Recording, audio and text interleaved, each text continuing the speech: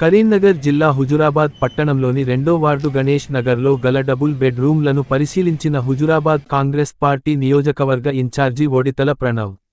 నియోజకవర్గ వ్యాప్తంగా పూర్తయిన డబుల్ బెడ్ రూమ్లను గుంటలేని అర్హులైన నిరుపేద లబ్ధిదారులకు డబుల్తో పాటు ఇందిరమ్మ ఇళ్లను పంపిణీ చేస్తామని తెలిపారు.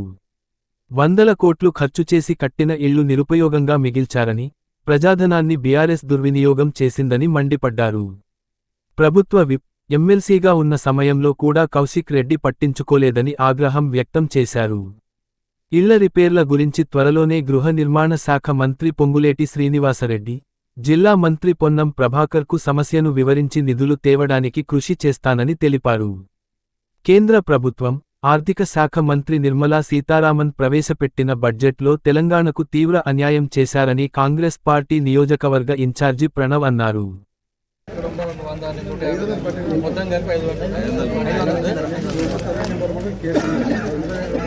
హుజురాబాద్ పట్టణంలో 2వ వార్డు గణేష్ నగర్ సిర్సపల్లి క్రాస్ దగ్గర ఏవైతే డబుల్ బెడ్రూమ్ ఇల్లులు గత 7-8 సంవత్సరాల క్రితం కట్టి ఏ ఒక్క లబ్ధిదారుకి ఇవ్వకుండా మోసం చేసిన పార్టీ బీఆర్ఎస్ పార్టీ. ప్రజల సొమ్ము 100 కోట్లు ఖర్చు పెట్టి సుమారుగా ఇక్కడ 500 ఇల్లులు నిర్మాణం చేసి జరిగింది. మీరు చూడవచ్చు ఇక్కడ ఏ రకంగా నిర్మాణం చేసి ఉన్నాయో. ఇవన్నీ దానిలో కట్టిన తర్వాత ఒక్క లబ్ధిదారుకు కూడా దాదాపు 10 ఏళ్ల పాటు వాళ్ళు ప్రభుత్వంలో ఉన్నారు. ఇవి కట్టి 8 ఏళ్ళు అవుతుంది. 8 ఏళ్ల నుంచి ఇక్కడ ఎదురుగా కూడా గుడిసెలు వేసుకొని ఉన్నారు. వాళ్ళకు అలాట్మెంట్ ఇస్తా అని చెప్పి ఏవైతే మోసం చేసిండ్రో ఈరోజు ఇక్కడ ఉన్న ఇళ్ల పరిస్థితి రానున్న రోజుల్లో ఖచ్చితంగా అర్హులున్న ప్రతి ఒక్కళ్ళకి, ఇల్లడుగు లేని వాళ్ళకి ఫస్ట్ ప్రయారిటీలా ఇక్కడ ఉన్న 500 ఇల్లులు కానివ్వండి, నియోజకవర్గంలో సుమారుగా 800 నుంచి 900 ఇల్లులు డబుల్ బెడ్రూమ్ ఇట్లనే కట్టి లబ్ధిదారులకు ఇవ్వకుండా వదిలిపెట్టింది బీఆర్ఎస్ పార్టీ. ఇప్పుడు ప్రజాప్రభుత్వం వచ్చింది. కాంగ్రెస్ పార్టీ ఇందిరమ్మ ఇల్లు పథకం తీసుకుంది. అదొక వైపు నడుస్తూనే ఉంది. ఇల్లు అడుగున్న వాళ్ళకి ఖచ్చితంగా ఇందిరమ్మ ఇల్లులు కార్యక్రమం నడుస్తుంటుంది. అలాగే ఏమీ లేని వారికి, గుంట భూమి కానివ్వండి, ఇల్లు అడుగు లేని వారికి ఫస్ట్ ప్రయారిటీ కింద ఏవైతే ఇక్కడ డబుల్ బెడ్రూమ్ ఇల్లులు ఉన్నాయో, కట్టి వదిలిపెట్టినో, నిర్మించినో వాటికి ఏవైతే మళ్ళా కావడానికి మెయింటెనెన్స్, రిపేర్ వర్క్స్ చేయడానికి నిధులు కావాలో ఇక్కడ ఉన్న జిల్లా మంత్రి పొన్నం ప్రభాకర్ గారు కానివ్వండి, హౌసింగ్ మంత్రి పొంగులెట్టి శ్రీనివాసరెడ్డి గారి దృష్టికి కూడా మేము తీసుకుపోయి నిధులు మంజూరు చేయించి ఇక్కడ ఉన్న ఆ మరమ్మతులు కూడా చేయించి త్వరగా వాళ్ళకు కూడా అలాట్మెంట్ ఇచ్చేలాగా మా కాంగ్రెస్ పార్టీ మేము చర్యలు తీసుకుంటామని మరొకసారి మీకు తెలియజేస్తున్నాం. 10 ఏళ్ల పాటు ప్రజల మోసం చేసిండ్రు. ఇక్కడ ఉన్న నాయకుడు పెద్ద పెద్ద మాటలు మాట్లాడతాడు. మరి నువ్వు టీఆర్ఎస్ పోకముందే ఈ ఇల్లులు కట్టిండ్రు. మరి టీఆర్ఎస్ పోయి నువ్వు ఎమ్మెల్సీ అయినావు, విప్ అయినావు, మరి ఎందుకు ఈ సమస్యల గురించి నువ్వు లేవనెత్తలేదని నేను అడుగుతున్నా. మరి ఎమ్మెల్యే అయినావు, అయినా మరి ఏం చేస్తున్నావు? అబద్ధాల మాటలు, మోసపూరిత మాటలు, ఇంకా అదే ప్రెస్ మీట్లు పెట్టుకుంటా ప్రజలను మభ్య పెట్టాలనే ఒక ధోరణిలోనే ఉన్నావు. ప్రజలను తిప్పికొడతారు.